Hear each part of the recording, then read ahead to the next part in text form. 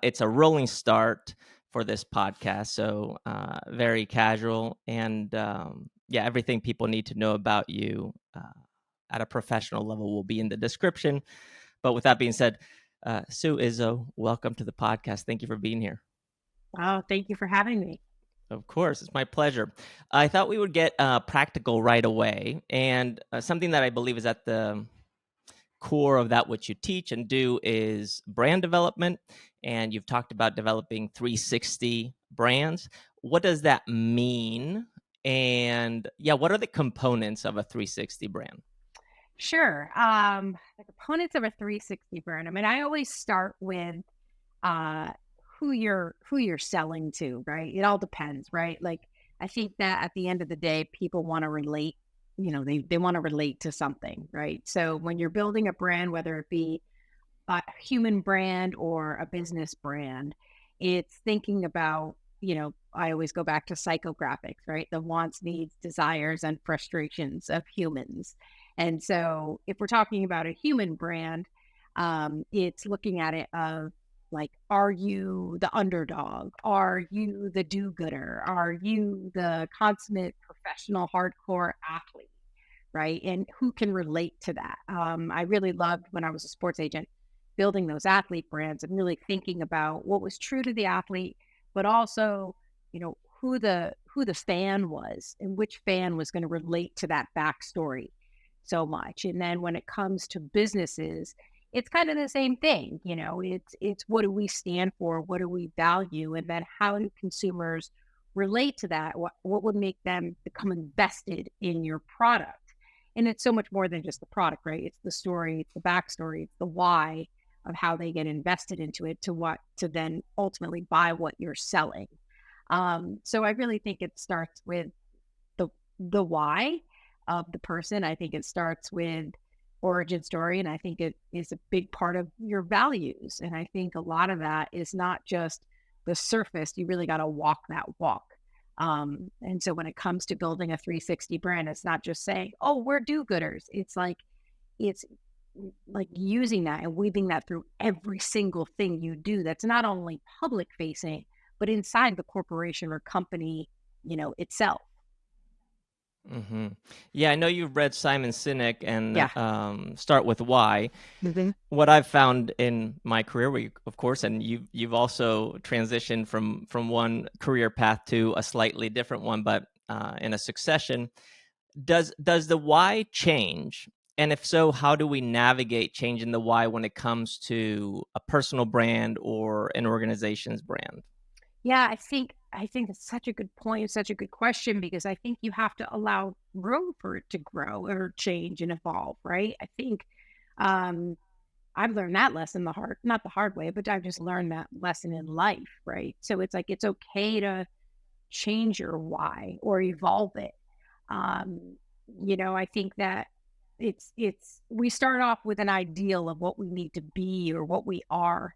And then through like experiences or business experiences, we kind of stretch and grow and say, maybe this doesn't fit us anymore. Maybe it's time to, you know, say thank you and gently lay that down and adopt this new why. So I think that that's an important. I think that's where you have to kind of keep that space, a little space in your brand or in your company to kind of allow for that to happen and know that that's okay. And I think just being aware of how you share that public facing um, is important too. Of just saying, hey, this is why we're going in a different direction, and this is what we discovered in that process. I think being honest is one of those things. It's not trying to duck and hide and pull the wool over people's eyes. I think it's just at the end of the day, just being honest about your growth. Um, I think everyone's really tired of, the snow jobs, right? Like we're just going through a time in life right now where people just really want raw and real and ownership. And I think that's the best way to go. Hmm. Yeah, that's an interesting point there because we talk about the power of vulnerability and how that's also part of developing one's personal brand. But can a vulnerability be a liability? And how do you navigate vulnerabilities and liabilities when it comes to personal brands applied to business specifically? What's your Uh, take on that? yeah, I think that's another really great question. I've learned lessons literally the hard way, by digging in my heels, right? Of being like, this is who I am and this is what I believe in. And I think sometimes when we dig in our heels, we're not even really thinking. It's more of an ego thing than it is um, I don't know, a growth or an opportunity to grow. I think vulnerability, it's such an interesting question because I think this is where things really go sideways. This expectation that we're supposed to know it all and be it all and be perfect at it the whole time. Um, God, that is just a joke. It's impossible. It's not even real. And how boring would that be if we had it all figured out on day one? Like, how stupid. And I think that vulnerability, it levels a playing field. And it removes a barrier to entry. Sure, you're going to have those brands that are going to be like, or even, thought leaders that are, I'm going to 10 times your life and ba, ba, ba, ba, ba. Cool. There's a consumer group for that. That's rad. And then there's people that are saying, you know what? Like, I think I'm just going to throw out Mel Robbins. I think that she's a perfect example of this. I mean, here's someone who came up with something, 5, 4, 3, 2, 1 out of the gate, huge hit, and then tried to back it up a couple times and, fell on her face, got the talk show, didn't work out, and she went and she licked her wounds. And then she came back and she shared, like, that sucked, right? And she probably got more followers and more loyal, customers because of that she shared the real journey. I know I respect that. Like, I think it's really hard to relate to perfection. So I hid from vulnerability in business because I felt it was a massive, massive weakness. And I felt that everybody was going to pounce on me and steal everything from me and realize that I didn't know it all. Right. And all that did was drive me into a massive depression and feeling less than. Right. And so learning to say, you know what, like, I don't have it figured it out. I figured it out. And I'm doing the best I can right now with the knowledge I have. And I'm going to try to go find people that know more than me to help me. And when I try, it may not be perfect, right? I might still falter. I still might screw things up, but I promise that I'm trying. And I'm not going to dig my heels in and say that, like, my way is the right way. This is what I'm going to try. I hope it works, but please give me some feedback if I can do it better. Right. So I think it's a really interesting question. I think it's something that, where you are in life and where you are in business, because, there's the 20s, the 30s and the 40s and the 50s, right? And each one of those decades, I think we're different people, thankfully. And coming to that realization that vulnerability can be a superpower is beautiful. Mm, yeah, it is beautiful and also very painful at Super painful. right? Yeah. Yeah. My take on you, and I've only spoken to you once before, and then I've listened to you, and I even attended one of your talks. And something that I've kind of gathered is that you are somebody who's willing to grind and do hard work, but you're also highly intuitive. And this has maybe not been the case your whole life, but it seems like you've had that as a core part of developing your business. When is there time to be intuitive, and when is the appropriate time to be practical and just doing hard work? Do you have a sense of when that is? Is it a little bit of both? Is it playing it by ear, or shall we be intuitive first when it comes to business development, brand development? Oh, gosh, interesting. I don't know that I've ever separated the two. It's just who I am, I suppose. I think the difference is acknowledging where some of the pain I was causing in my life as a business owner, and what that stemmed from, and how that was where that didn't fit in business, right? Where there I had to go kind of deal with that sort of thing. An example would be like, Yeah, you're right. I've been an entrepreneur since I was 7 years old. I have been trying to figure out how to make money and start businesses literally from that age, from like creating like my whole family lived down one road and I would create these flyers of like, I can weed for you, I can clean your bathrooms, I was always a hustler, like trying to make money. Um, and I've always felt deeply and always was trying to figure out what problem I could solve. Right. Um, and but what I realized in business was one of the ways I was reacting in business came from wounds from childhood. So that's kind of, part of that, what I was saying about the 30s, 40s, and 50s. Like when you start realizing what doesn't belong and what needs to be dealt with.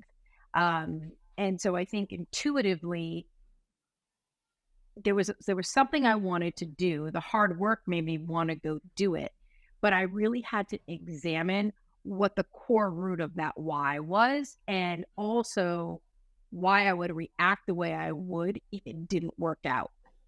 Mm, And that was kind of looking back at like what was going on deeply within me that was causing that sort of reaction or pain point in my life, or also the flip side, the success, right? Like why was I driven so much to be successful and to make money? And that also came from childhood stuff as well. So, but I think that comes with age, and being wise enough to reflect upon that. And I and that's a game changer. But I think working hard and being driven, that's just something that was I've just always been a worker. And I think mhm, intuitively starting Mosaic, my sports management company, to me, that was really what are all the things I love, which I love sales and marketing and PR and sports. And so it's like, well, what could I do that I get to combine all that? And I was like, oh well, the sports agent gets to do all that. So, that was more the intuitive, and then thinking about um I mean, what drove me there was helping people achieve their dreams. Like that was all I was focused on in doing that. It wasn't about nailing the biggest deal. It was helping people achieve their dreams. And that's the same goes for my consulting company too. mhm. Yeah, it sounds like intuition helps you make decisions, and the more you experience, the more you can inform those decisions. And then being a hard worker or grinder is that which allows you to get things done. And then you also want to make money. You want to make something viable or profitable, and that's something that I assume it took a while to learn. And you were talking about Mosaic, which I believe you founded in 1999, and I think you Yeah. sold around 2015 or 16 Yeah. Hmm. to Octagon. We can talk about that. I'm curious now, just in terms of making money, and specifically, let's just take it back to your agent days and athletes, and we can talk about them in action sports. But I think there's transferability here. How does an athlete make money? What are the main revenue streams? Hmm. It's changed. Being a professional athlete, how revenue happens now is a little bit different than when I was in the game. But ideally, it was, back in action sports, it was, you would get sponsored by a company like a Quicksilver or Burton Snowboards. They would pay you a salary, and then, I'd be pitching athletes, for sponsorship. And then that obviously, in my mind and in the world of sports marketing, it evolves, right? So you have like your sponsorship dollars, and then I would always look at athletes and be like, what can I build with them? So can we build an event property around them? Can we build an entertainment property around them? Are they entrepreneurial? Can we build a company with them? So I was always looking for creating various revenue streams for athletes. Nowadays you have other opportunities with social media and being an influencer, that opens up more doors for sponsorship and puts more control kind of in the athlete's hands. Same with name and likeness, for more stick and ball sports. That's another opportunity that didn't exist when I was in the game. So I think those are a few more ways that have evolved and changed, which is lovely for the athletes. I think back then the brands made you stars, and now athletes have to make themselves stars first. in order to get the brand. So that's why, building a strong athlete brand, just like for a company, building a strong brand that people want to buy into and can relate to, and then amplifying that not only through social, but also, like I said, you have to walk that walk, how you treat people in real life. That's going to help you make the money.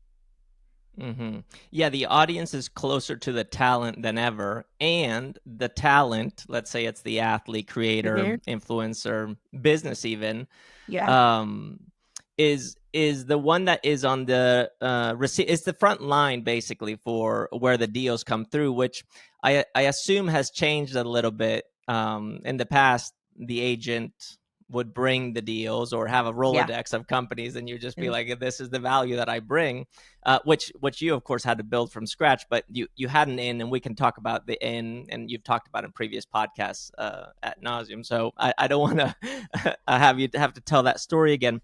But what I'm curious about when it comes to brand building and then becoming a business, and starting to make money as an athlete, creator, person, what are the main pitfalls that you've seen in your career and challenges that athletes have had to overcome or didn't overcome? Gosh, there's so there's so many. There's so many. I mean, I think, one of the things in dealing with action sports is you're dealing with really young people. And this was always like what why I took it so serious with my clients is that if you think about the age of an action sports athlete, like the talent's being spotted when they're like 12, 13, 14 years old. So if you think about a normal kid, right? We go through all these rites of passage of going to middle school, high school, potentially college, entering the workforce, right? So you go through all these firsts and like kind of being the newbie, right? But you're not alone in it. You're doing it with, your peers, right? So what happens with athletes is that here they are, they're plucked from these young ages and they're doing a sport really well. And all of a sudden, all these adults are around them telling them how amazing they are, right? You're the best, and we're going to throw money at you, and we're going to put you in ads and take you on these boat trips. So they're not even emotionally developed, and they're starting to equate self worth with outcomes in sport, right? So I talk about this a lot where, this thing happens with athletes where they're competing to win in the beginning, where it's like they want that first contest win, they want that first title, they want that first X Games gold, whatever it is. And then it flips and it goes from, competing to win to competing not to lose. And what happens when you start competing not to lose, you start competing, and I say competing, it could be a film or it could be whatever, but it's like, so you don't lose the sponsors, you don't lose like the approval and the accolades because they don't have anything else in their life as kind of, or not a lot of stuff in their life to have these other buckets of that are filling up their identity and building their confidence, right? And they're young. So we go through taking these kids, and that's why the people that surround them are really important. So you start taking these kids and they're middle school age and high school age. And if they're lucky and, they have a good team and they've built success and they're making decent money and they're, working with that money and being smart about it, then, if they come out of the game in their late 20s, they have some skill sets and some tools and some financial backing. But the majority don't. Like the well has dried up so much that we see these kids and these parents that are, really pushing their kids to be these action sports stars. And there's not the money that used to be in it. And so what happens is we're depriving them from all these firsts and being with their peer group. Then the companies are done with them, right? Like, all these team managers and marketing directors come in and they're their very best friends when they're winning and there's something hot. And then as that all goes away, these kids are left high and dry. And the only skill set that they have is either surfing heats or, dropping into the pipe or whatever it is, and maybe giving feedback on color waves and telling someone how they want a product design. And then they're supposed to go get a job when they've never even gone to college or they've never even had a real job or entered a workforce. And we're seeing so many kids paralyzed, rightfully so. And so I think that that is number one, what I see as being really, really hard to bear witness to. And that's where I think that it really relies on the agents and the team around these kids to really make sure that they're developing life skills that are transferable that they can use in the real world. Because even my athletes that were the top of the game, a few of them had career-ending injuries, and they were lucky that they made the money they did, and they had the families that were smart with the money that helped them parlay that. But that's not always the case, and so I think that's a big thing. I think the other thing is that these sports have gotten so dangerous. The level so high now. Um, and like I said about career-ending injuries, if there aren't insurances in place and disability insurances and life insurance policies, you know, once a kid gets injured, these companies are like this. Maybe they'll keep them for a year out of like being kind, but it's at the end of the day, they're 1099 athletes. They're not the responsibility of a company. So I think that we really have to look out for the health of them. And then, like I said, initially, the mental health. And then there's the money, right? You get a ton of money as a young person and making sure that that's, spent wisely or invested wisely. I mean, I've seen parents, totally deplete the kids' money, which is awful. And you try to create, barriers around that or protect them as much as you can. I always say to the parents, I work for your child, I don't work for you. And that's not sometimes that's not taken so well. So I think Mm. that those are some of the most common things that I see that have to be, having a good team around you that is able to that knows those pitfalls and can help protect a young child or a teenager around them. Yeah, these are all really good points, and I was going to ask about financial literacy eventually, but we can dive into it now. In terms of financial literacy, you're not a financial advisor necessarily, but I'm sure you work with several of them. Where does one start when it comes to financial literacy? How do you think about this? I know one of the things that you said in the past is with your athletes, you've said, okay, once you get that first check, let's buy the thing that you want, the toy type thing, or the house or the car.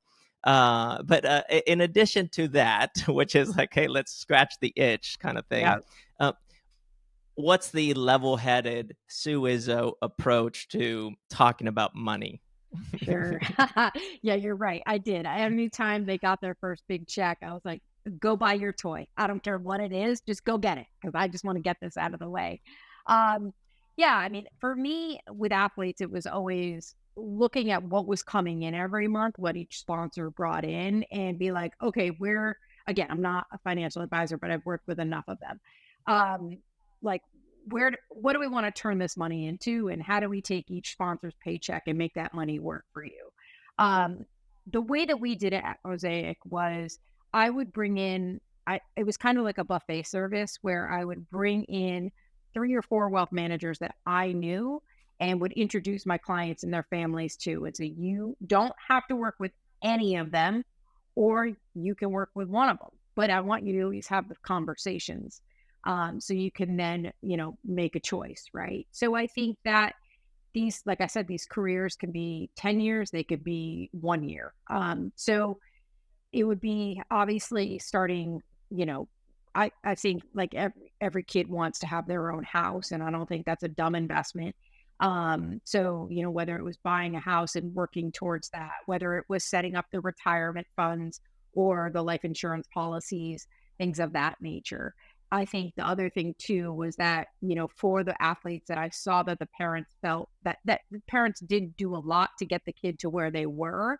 If the parents felt that they needed to be paid back or supported, making sure that the child or the athlete had set up some sort of um, entity, whether that was an LLC, an S corp, and then if the parents, wanted a paycheck, then that was through that legal entity, not just the parent having access to pulling the money. Because I've seen what's happened with that. I couldn't control that for every athlete. It was just what I would try to suggest. Sometimes that worked, sometimes that did not work. That was out of my hands. But I think just putting in the smart um, kind of roadblocks in place, or kind of just to make sure that the basics were covered.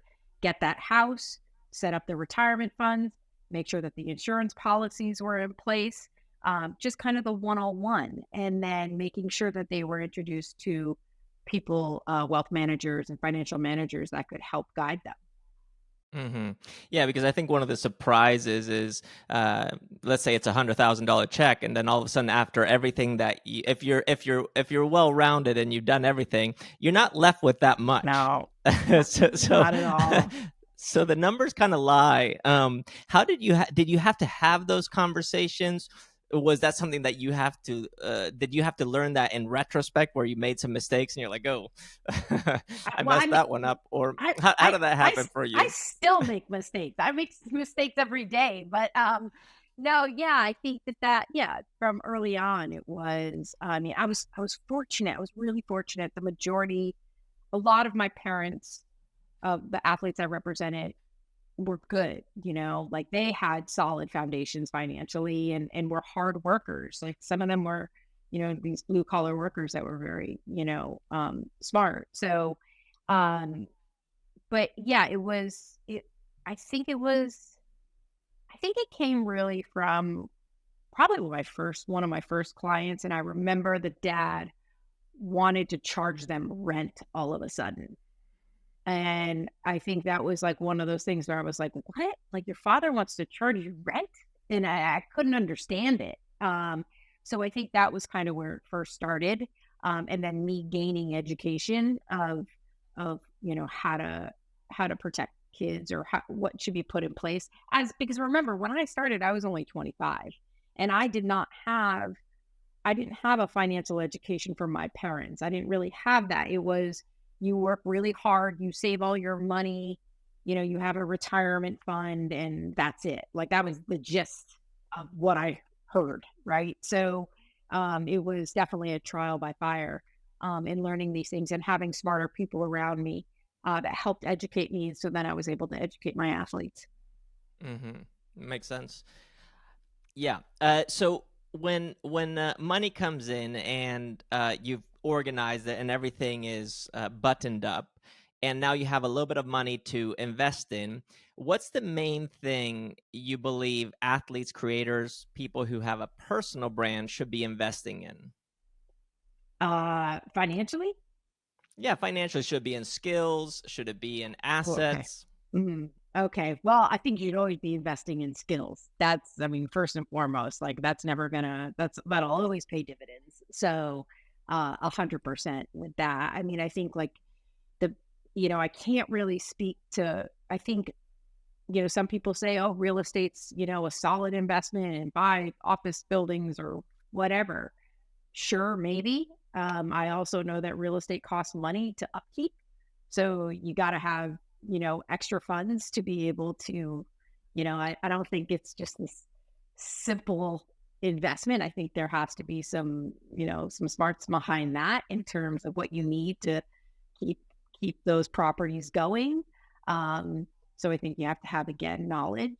Um, you can talk about index funds. I mean, I'm not the person to say what to invest in, but I think to your point, like I think investing in your knowledge is probably one of the most important things. Staying forever curious, surrounding yourself with smarter people. I think one thing that I see athletes, it's hard. Athletes are asked, there's a lot more asked of athletes, where before it was very seasonal, where you would, just do your snowboarding in the winter or do your surfing and then the season would end. That's not the case anymore. These athletes are working year round. So, but finding the spaces in between where you could go do a mentorship and learn, from people, whether that be if you're interested in real estate and that's what you want to invest in, and get a mentor in that, right? Um, so I think that, I'm definitely not the expert to say what to invest in, but I think there are certain basics that, owning a home or investing in knowledge is always going to be smart. Yeah. Hmm. So, if we're investing in knowledge and developing skills, what have you seen to be true from the time of working with athletes primarily to now consulting for small, medium, big businesses or executives within it? What are the skills that are needed and required that you're like, oh, we keep coming back to this. This keeps Yeah. being a bottleneck. You need to Yeah. invest time or money and effort into this. What Well, are those?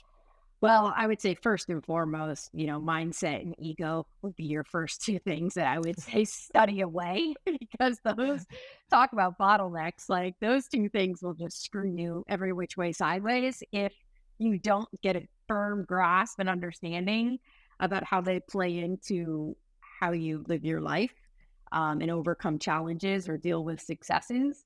Because I think, yeah, so that's number one.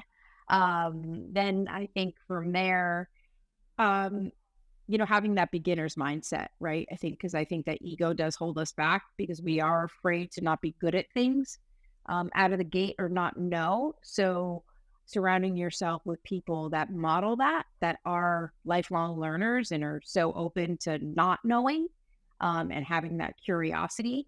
I was very fortunate early on to have people like for me, the one of the biggest things in my career was I didn't come from a legal background, but I had two attorneys in my life that would took so much time with me and shared so much knowledge with me about contracts and understanding that. And that was a game changer. So I think that, those sort of things are really important. I think that, we've seen it in the past years of like, crypto craze or NFT craze or all these trends, right? That people just jump in because it's going to be a quick thing. So I think um, having that research mindset of how much can I learn about this before I make a decision. Um, I think that was really funny. Like the other day, I was on a business call and I'm incubating a business idea, and I was with like two very tactile people, and I'm like, "Well, I'm going to do a SWOT analysis," and they were like, "A what?" And I'm like, "We're going to discover what the strengths, weaknesses, opportunities, and threats are as we pursue this business idea, right?"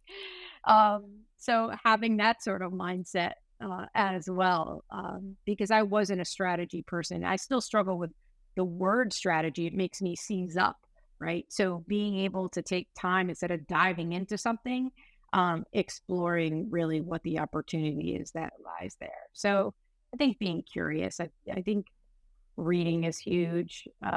Making reading your best friend and research your best friend. And I think removing that ego and being able to ask questions of, well, how does that work? Tell me more about that. Like exploring your curiosities. And I think trying things, like not being paralyzed to attempt things, um, I think is really great. And really knowing that more people are out there to help you than to hurt you, um, Mm. is key. Yeah, that's a big one. I think a lot of, especially athletes that have been around for a while and maybe haven't broken through that glass ceiling, they're very guarded Yep. and they feel like everybody's out to get them. And I think this is where that mindset of being the hunter and then becoming the hunted maybe applies to those who are jaded. That's right. Yeah, so that's a big one. I think mindset is huge, and there's a million ways of learning about mindset that are also free. Yeah, 100 everything's free. I mean, that's Yeah, the oh, there you thing. go. Yeah, everything is free. It's all free. Like, and literally it's absurd. I mean, I always make a joke that like if I could just have time to just sit and learn, like that's all I would do. Like I would just be a lifelong professional student because there's so much I want to learn. And I think removing that ego, right? Like not it's okay to not know anything. Like it's totally okay. And I think like if you look at an athlete and look at who they're surrounded by, like if I think about some of my top clients, like they were surrounded by, the director of marketing at Pepsi or Quicksilver or Burton. You're in front of cinematographers. You're in front of like major commercial directors. You're in front of product developers. Like you can learn about any type of career you possibly want to learn about. It's right there. You just have to take the initiative to say, hey, I have a week off. Can I come shadow you? Right? Like, can I learn? It's all right there. But I don't think that we're teaching athletes how to do that. and saying that it's cool to actually do that versus, or if they want to learn sports management, come sit in the office. Like I would always say to athletes, like it's so funny to me because how many times I got a call from an athlete that's like, well, so and so said they can get me this and they could do this for me, right? So like I'm going to leave you and go to this agency. And I was always like, please come sit in my office for a week, just 1 week, and see what we do trying to get you deals and trying to make things happen for you, right? Hmm. Um Yeah, that's a huge one, which we can take this in so many directions, but I'm Totally. glad you bring Sorry. this up because no, because being marketable is a big one, and I think a lot of athletes especially think that if I get an agent, then I made it. It's like, but Totally. you know how hard it is to sell you when when It's so when hard. you're Yeah. behaving in these ways. Oh, Uh, then you get me it's started. tricky, Yeah. right? Yeah. No. Which makes sense that one can get pretty tired from being an agent and exhausted. Yeah, marketability. What is it that gets someone, and this is athlete, person, Sure. from your vantage point, what gets people a seat at the table? Yeah. Great question. What gets people a seat at the table? Well, with an athlete, right? So yeah, there has to be a level of talent, obviously. There has to be a skill set there. Um, there has to be, when I was talking, we were interviewing once Mark Heitzinger from Mountain Dew, and we were talking about how Mountain Dew would choose an athlete to work with because they have a very small roster of athletes. And they said, we really look at someone that we can bring in a room with all the corporate executives from Pepsi and could has a personality and would be able to talk to them. And I think that was a very eloquent, perfect answer, right? You have to have a certain sort of communication skill, being personable and, someone that people want to have around. Todd Richards in our sports management mastermind class said it. He said, be the athlete that people want to invite on a 6-hour road trip. And it was so perfect, right? Like it's someone who's helpful and solution focused and funny and personable, right? That isn't like, oh, no, I'm not getting out and pumping the gas. Are you kidding me? That's below me. Like nobody wants to work with that person. I also think, like we touched on earlier, it's having a story. Danny Davis he was unbelievable in that way. Like even before he ever started really succeeding. I mean, when we told Danny's story early on that he would knit beanies to raise money to go to his first snowboarding contest, people were like, "What?" It was very relatable. Coming from Michigan and two hardworking parents, and also how Danny made people feel when he was in their presence. He made everyone feel special. Um, so that was something that was really important. I think also to people that come back from hard things, we all have something we're carrying. We're all going through something at some point. So I think when people can see themselves in an athlete story, I think that's magic there too, as well. So I think those are really strong things. But again, the other magic of a brand and what makes a brand so attractive is weaving that through everything, right? So having those opportunities or creating those opportunities to weave all of those brand messages consistently through everything, and then also having a brand that walks that walk in person too. Because you can I could tell you stories of athletes that would put out a brand and yeah, they would weave it through everything, but you got them in a room in person and they were jerks, right? Like they were just too cool for school. So I think that sooner or later, you're going to get that reputation and then people say, okay, yeah, we know what we're sponsoring. We're going to sponsor that we get to sell this, but we can only ask that athlete to show up twice a year because they're just not going to do it, right? So that's on the athlete side. I think brand side too.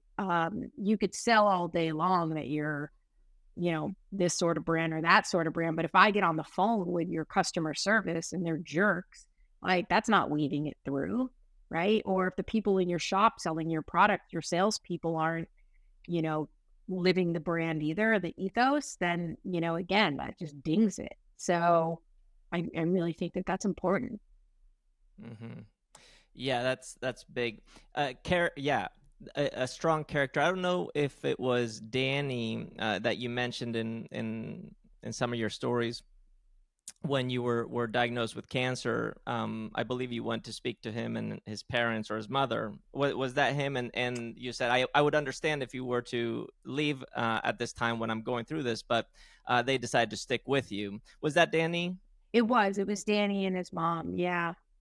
Yeah. Yeah, I believe that is a great demonstration of somebody who's not only loyal but has this belief in a relationship, and that's more than business. Yeah.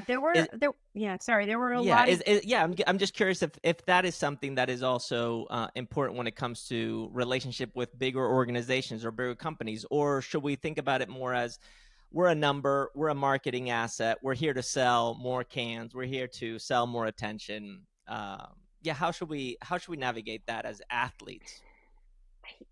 yeah, I think it's a really interesting question because, um, I do think there's a certain point of like, as long as you're serving someone, a couple things. I think some relationships have their time in the sun and then they go away, right? And that's been a hard lesson for me to learn because there's some athletes that I thought I would have in my life forever and I'm no longer in touch with. And that hurts me personally a lot because I'm just one of those people that I miss some of those people. And the relationships have gone out into the sunset. I think that athletes sometimes you have to be really careful with brands. And I always say this right out of the get go with athletes that you're going to meet a team manager and they're going to be your very best friend and you're going to love them. But that's not the reason to sign with the company because a couple of reasons like you're winning, you're amazing, everybody loves you, he's your best friend, he's going to buy you, this and take you on trips. And that's amazing. And I want you to have those experiences. But at the end of the day, you're a product and you have to deliver. Also, the other part of it is that people change positions. So if the team manager leaves or the marketing director leaves, you're still there, right? And I saw athletes get hurt by this a lot. How they thought this person was their friend, you know, and they were doing a job. And there's a thing called marketing budget. So I think it's really important to educate athletes and their families on how this really works. So there is an emotional awareness as they go into this because they are so young doing that sort of thing. So yeah, I think that's probably been one of the hardest lessons for me. Is that personal relationship and how much it can hurt. I think you said in the past, you said that the criteria you follow for developing business relationships with companies is you either pick the best company, the one that raises your profile or your brand, or the one that aligns with your passion and purpose. Is it possible to get all three of those, or do Oh you have yeah. to pick and choose? No, no, no. It was actually a checklist that I would look for. So yeah, are they going to pay you money? Like this was kind of like a lot of deals would always come our way for athletes. And so it was like the three things that I would always look for. It's, is it money, right? Are they going to pay you the money you deserve? Is it going to raise your profile? And is it a product that you love and you're passionate about? Because sometimes we would just do deals because the athlete absolutely just loved the product. They didn't care about the money or if it was going to raise their profile. They just really were passionate about it. And that was good enough for me. Like if that's what the athlete was passionate about and wanted, cool. So those were kind of the things. And I think that all three absolutely can live together and can live separately. And that's okay too. I think at the end of the day, like you just really have to be okay with being attached to this brand, how this brand will want to utilize your name and likeness and your profile, and the people, right? So I think as you built a stronger brand and you became a bigger athlete, you really had to police that and make sure that it was really in alignment for you because you're spread so thin. So you want to make sure that the people that you're partnering with really check all three of those boxes because you're so tired. You're trying to train to, do well in your sport. Whoops. Sorry, losing earbud. AirPod. Sorry. You're good. Yeah. So, you're spread so thin as an athlete where it's like you're trying to train to do well in your sport. And then you have these appearances and all this stuff. So, you have to make sure that you are 100% on board with what you're signing up for. I think that's, a big part of the education for athletes is it's not just you get a check, right? It goes both You're ways. working for this company. You're working and you're contracted to work for this company. You're not just going to lay back and see the money.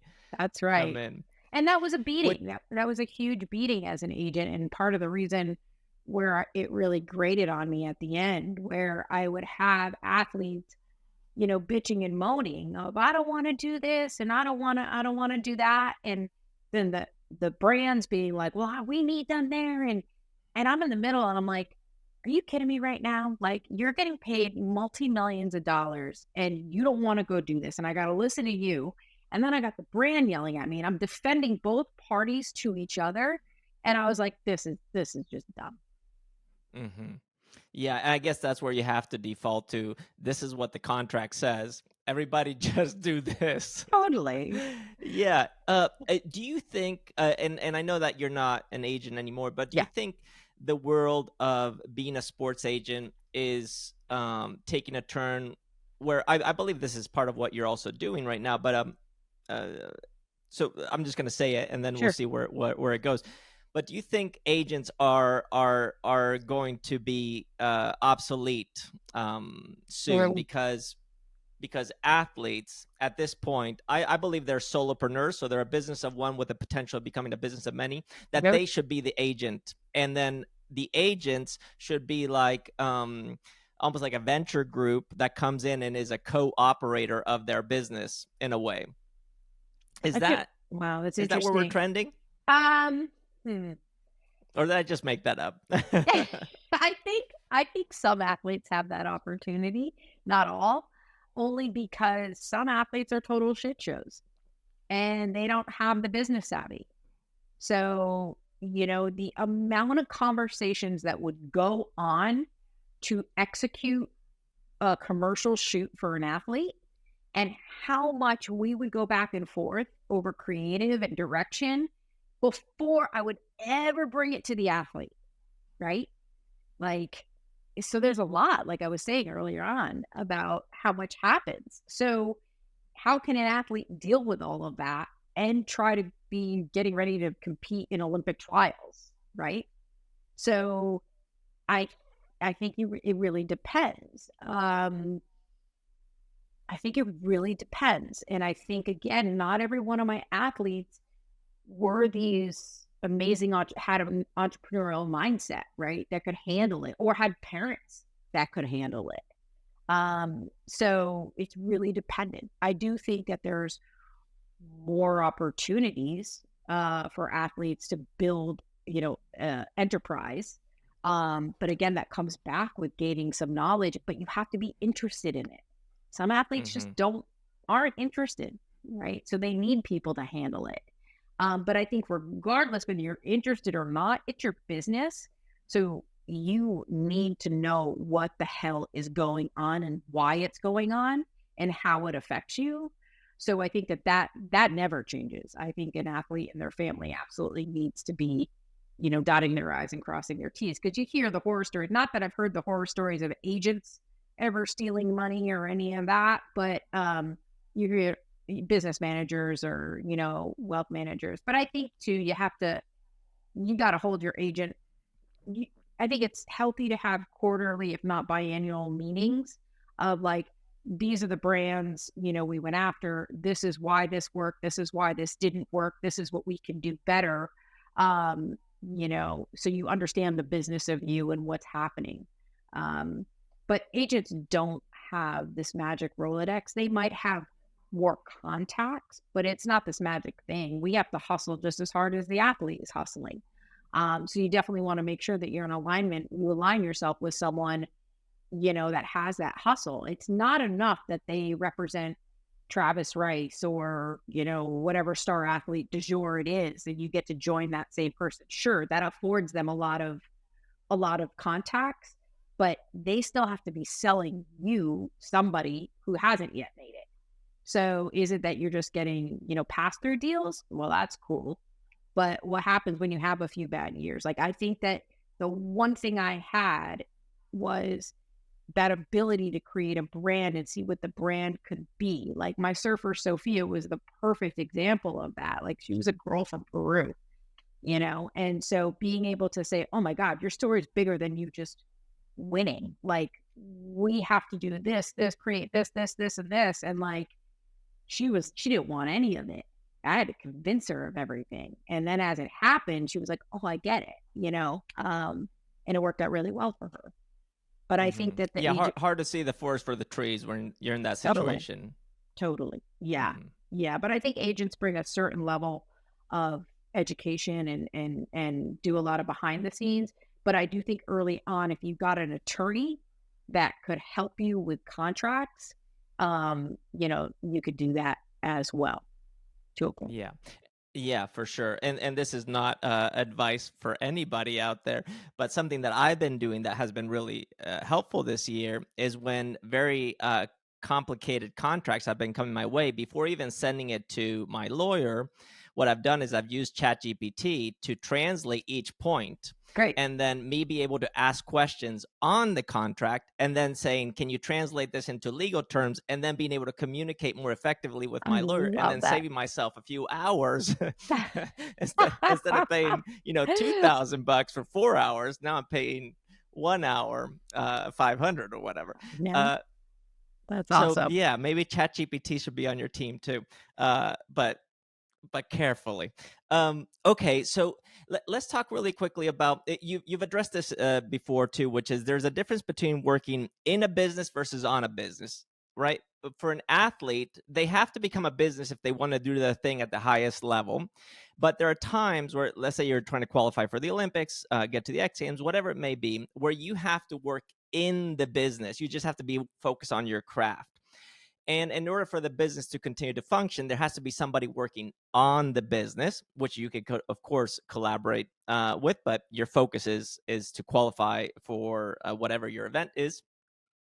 When working on the business and building, let's say we're building a team, who are the key players each athlete, creator, influencer, person of one who's doing business should have on their team or on their board, so to speak? Sure. Well, I'm always going to say a lawyer and an accountant. I'm going to say that right out of the gate. Yeah, you're working really hard. You need those two people in place to protect you. And then I think that obviously, I mean, I'm just a big proponent of the whole coach, sports psychologist, trainer thing because um being an athlete, you're always having to evolve yourself, right? It's you can't just ride on one season and be good enough. Like, forget it. Like, there's always someone chomping at your heels. So I think that that's really important as a part of a team. Investing in your body and your mind, and your emotional health is, I think, really, really important. And then depending on the level, obviously, like having an agent that's looking out for you, and helping you to build your brand, manage your deals, and keep people away, right? Because I felt like that was a big part of what I had to do at certain times where I would, in these contracts, there were certain amount of appearances built in. You're getting paid multi-million dollars deals. These brands want you, and they want you at the time that the Olympics qualifiers are going on, right? Because so it's having someone that's kind of looking at the calendar and saying, you know what, you can't touch him at this time. He's training, he's focusing, we're not doing anything, right? So running interference and protecting the athlete. So having that person that's well aware of what the obligations are and how to protect you so you can work on your business or in your business, right? Um, and then I think the other thing I think is really important is your friends and your family and who you're surrounding yourself with. Because I think having people who love you for you, regardless of what you do for a living, in a safe place to go home to, and just be who you are, not be a pro athlete or any of that nonsense. I think that's really, really important. You've got to have the people that help ground you and help you feel safe, and loved no matter what. So, yeah, sure, if you're at a high level having publicists and all that stuff, yeah, sure. But I think that those are key people in your life that you need to have. Hmm. Yeah, that's big. Yeah, there's a lot there. I see the sports agent as an agent, of course, a manager, but Mhm. also a coach and counsel. Yeah. And I think investing in that is a big one. So Of I'm with you Yeah. on that. And I think, yeah, listen, I mean, content is everything these days. And so, I mean, I remember we were at the crossroads where I started building in media budgets because I was like, my athlete is not responsible for taking pictures of themselves and videos and posting. I go, that's not their job. It's not like their job. You're sponsoring them because they're number one and you want them to win and yada, yada, yada. So if you want the content, then you got to pay X amount of money for the media team that we have traveling with them to do all this shit for you because that is that is so much work, as you know. And I think companies just expect it, which is fine, but that's not an athlete's job. That's a part of the athlete's team that we put together or help them put together, right? That travels with them and does all that stuff. But the Hmm. minute that that athlete stops winning or stops doing their job, everyone gets all up in arms about it. And you're like, well, that's because they've been pulled away from doing why you paid them in the first place. So, that's why that has to be protected. Yeah, that's also a big one. One of the ways that I've been navigating that is by having this hierarchy, which is content, network, economy. So if the brand wants to work with an athlete, let's make sure that content is being created without the athlete having to do more. So let's use your machine, which is not new, but it's important, especially when people are looking for UGC, so user generated content. It's a big one. Then network, it's having access to these experts or even to other athletes for collaboration, and then finally economy, which is the exchange of finances. And I think when you can organize that way, it helps structure these deals, and so there's a better flow for the talent. Do you agree with that, or I does that totally resonate with you? No, it totally does, but it goes back again to the brand, right? Because what happens is, and you might have dealt with this as well, where it's like all of a sudden you start getting these kooky requests, right? Like you're creating content and they're like, "Well, we really want you to hold up the can and take a swig of it." And it's like, no, you didn't sponsor this person because that's what they did, right? So we need to protect the brand of how they are, why people like them in the first place. So this is the type of content we create. This is the type of content we don't create, right? Mhm. So it's like having that athlete brand book of this is who they are, this is who they aren't. So I don't care how big your check is, you either got to sign up for this or we can't do this. I cannot begin to tell you the amount of back and forth I've gone through trying to protect an athlete's brand. Um, because it's the being in control of your brand and how it's put out there, especially as the deals come in that are so large, the job it gets tougher. It's tougher. Yeah, brand integrity, that is huge. And I think that kind of is at the core of everything that Yeah. we're talking about, where Mhm. there's business development around that, there's personal Yeah. development around that. Yeah, so that's huge. Uh, to bring this to slowly a close, I'm curious, when you sold Mosaic, what were the things that you learned about yourself and about your business that you wish you had known before going through the process of selling? Because selling a business takes a lot of work. Yeah, it was honestly it's I think about it. I don't think about it a lot, but I do think about it. I was really burnt out. I've been through a lot personally and the idea of continuing just, I didn't have it in me anymore. I wasn't passionate about it anymore. Like I said, like when I was telling you about the, you know, defending the athlete to the brand and defending the brand to the athlete, like I just stopped caring. Um, and so I probably should have sold earlier than I did. Um, and going through that process was really, it was like an opportunity. Octagon needed a surf program, and we had a pretty strong surf program. And, um, it just, and I really adored Peter Carlisle. He'd been a longtime friend. And so it just kind of made sense for me. I think about if I could have gone back 5 years before the sale of that, um, if I had maybe some better people around me to help me think differently about how to evolve the business, maybe that would have made a difference. But I really think it was more personal than it was about the business. I was just really not in a good place in my life. Um, and so going through that time, when someone buys you, they're not buying your business, they're buying the athlete contracts, really, right? Because they already have their systems and processes in place of how they run their organization. It's the value of the contracts. And I had an opportunity to merge with Octagon in '09, but I was like, no, and I had a banger roster. Like I couldn't have been any higher than I was at that point in time going into Vancouver Olympics. I just really had like the roster.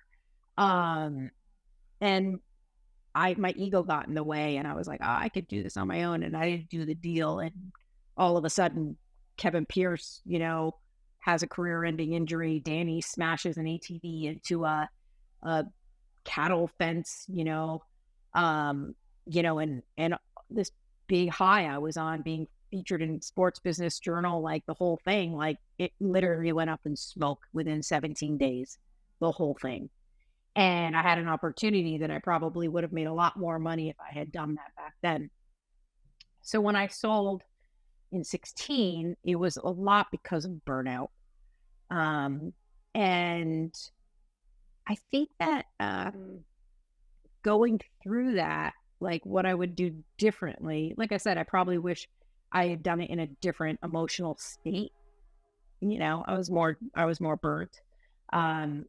But I was also done. I was really done at that time. So there's really no reason like for regret. I Mhm. I could not have imagined that career. I wasn't raised to be a sports agent. It wasn't a plan. It happened. And I couldn't have had the highest of highs I had with that career and the lowest of lows within that career. And I'm very grateful for that, for all of it and all the people that it brought in my life. And I'm really grateful to be able to look back and say, wow, what I built from nothing. But also to learn so much about the person that I was, um, and who I wanted to become and have opportunity to grow into that person. So if I were to be an agent again today and start it all over, it would be so different. It would be so different. I mean, the heart and the passion, how I operate, hard worker and intuition, that would still be there. But the emotional intelligence and the ego part is radically different from when I was 25 to, 30 something. Um, Mhm. so yeah, I don't know if that answers the Yeah, that question.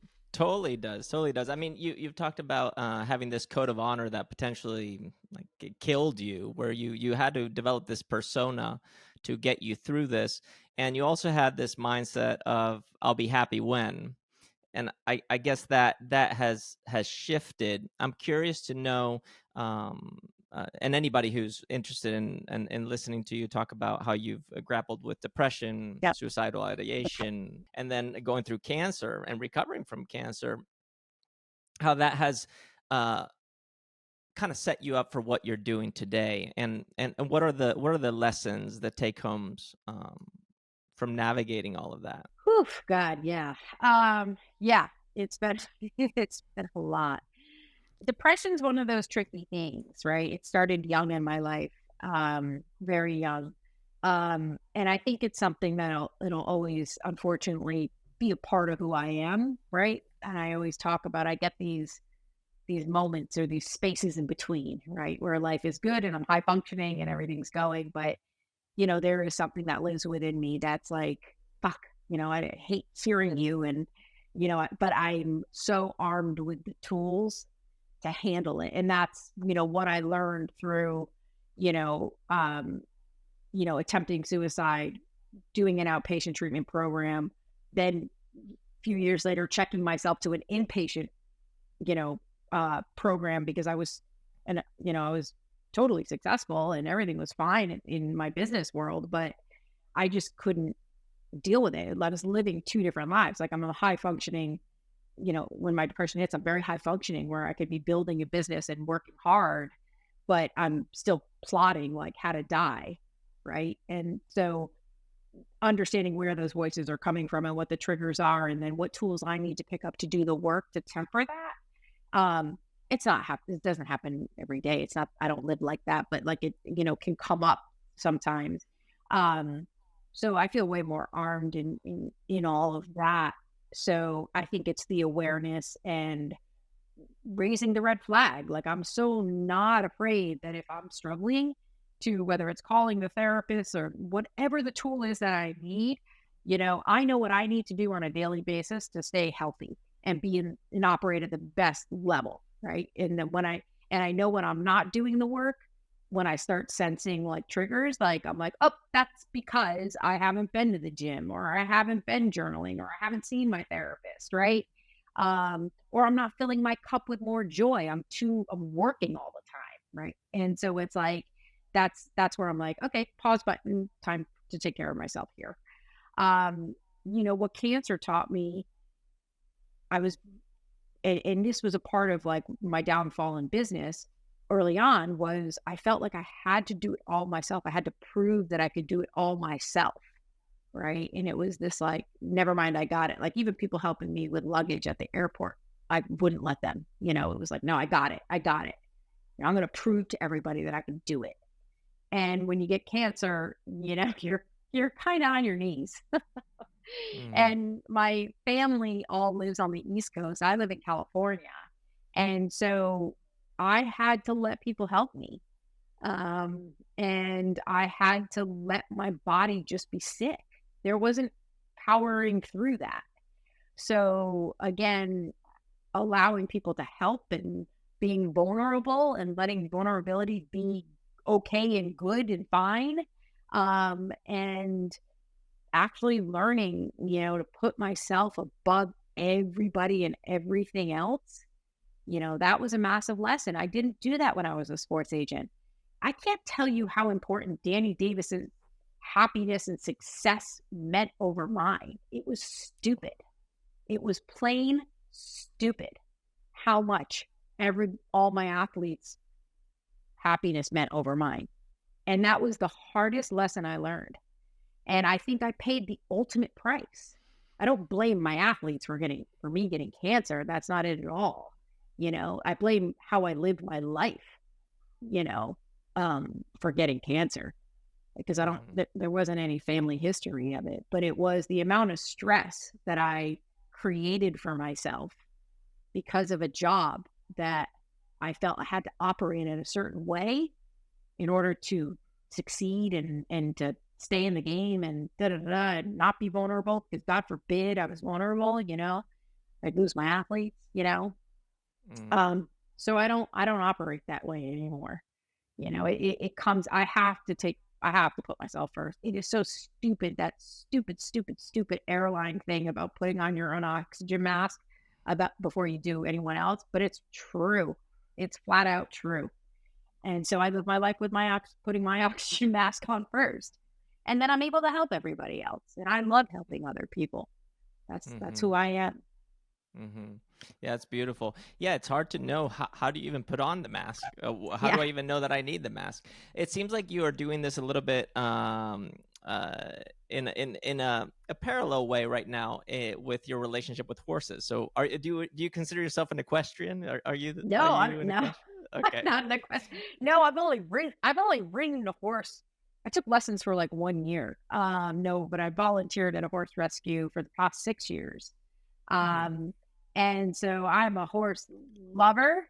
I think it's more of an energetic thing more than anything. I think when I got around horses, it was something and my blood pressure just dropped, right? And they're energy animals. And so as much as I thought that I was volunteering at a horse rescue to help horses, they fully rescued me. And then that became, a massive obsession of mine, in terms of learning about them and understanding, their coherence and their energy fields. And I think I saw so much of myself in these animals because they were neglected, abused, they were hurting. And I showed up at this rescue after, selling Mosaic and coming out of cancer and, all the depression stuff. And so I really identified with these animals that were trying to learn to trust and love and heal. And so that's kind of where it all started. And then, like, me being me, I had to learn everything I could about them and, go deep. And Yeah. and so this past year, I got certified in equine assisted learning, which is, running workshops, whether it be corporate or personal development or youth, between horses and humans, and also mindfulness and meditation with horses and humans, which is amazing. It's amazing to watch what a horse does when you put it in an arena with a bunch of humans that are going through a whole slew of things, and who the horses go to and how they react and how the humans react. You're really humbled when you're in the presence of an 1,100-pound animal. Um, so it's pretty cool. Hmm. For sure. So it's fascinating to hear the complete picture of who you are, not only as a professional but as an individual and what you've done. I'm curious. I assume everybody listening now is curious to know, how do I get to work with you? How can people work with you? What's coming up for you that we should know about, so Sure. we could potentially engage in that? Yeah. So I work in two different, three different capacities. So I have my coaching and consulting business where I work with, business owners, entrepreneurs, people in the workplace. And that's like business growth coaching and consulting. So helping you, whether it's growing your business through marketing, brand positioning, like leadership too, right? Because I really understand what it's like to have an office full of employees and want to understand how to create a healthy work environment, and how to stay sane. I always make a joke that like I'd be rocking back and forth under my desk every quarter, wondering how I was going to pull it off. So that's how I work with business owners and entrepreneurs, and then people in business. Like I understand what it's like to want to continue to evolve and grow and climb and do all those things and level up. And so, just being a resource on how to do that. So that's Sue Izzo, like business coaching and consulting. And you could just go to sueizzo.com or email me at sue@sueizzo. And then I started on the sports side after leaving sports management, started the sports management mastermind, which is athlete education company for action sports athletes and their families. And that's pretty much peeling, you know, kind of pulling the curtain away to show parents and up and coming athletes like what it really takes to go pro and to build their career in action sports. And so that's something it's more of a passion project than a profit project. But myself, Cersei Wallace, and Todd Richards, we join forces in doing that. So we offer a 4-week virtual class. It's live for parents and athletes. And we do that about 3 times a year. We'll be launching that again at the end of October, beginning of November. So you can go to sportsmanagementmastermind.com to find that, or follow us on Instagram at sportsmanagementmastermind. And we also just recently launched workshops for academies, ski snowboard academies, clubs, and for action sports brands. So we come in and work with their athletes and just run these 60, 90-minute workshops. Because at the end of the day, we want to help contribute to building athletes that are healthy and also understand what it takes, right? So it's a win-win for everybody. Fantastic. So what's one tool we could use every day to stay in a mental state that allows us to perform at the highest level, but also feel at ease while in those situations. One tool. Um, well, invest in your mindset. Um, Work on your gratitude, right? Um, Understand your ego, why you do what you do, how that helps you and how that hurts you. Um, so those would be like the area, the tools that I think that everyone needs to work on. Growth mindset versus fixed mindset. That's one I go back to all the time. Carol Dweck is kind of the grand godmother of it all, but there's even more behind that too. So I think that understanding where you operate in a fixed mindset and how you can evolve that to a growth mindset. I think that's probably one of the biggest skill sets and tools that you can use to help yourself in business and in life and just as a human being. Wonderful. Thank you, Sue. This has been great. Thank you for being so generous with your time. And I hope everybody listening got as much as I did out of this conversation. And yeah, go check Sue Izzo out. I'll leave all the notes in the description. And yeah, hopefully we'll get to do this in the future again. I hope so. Thank you so much. Thank you.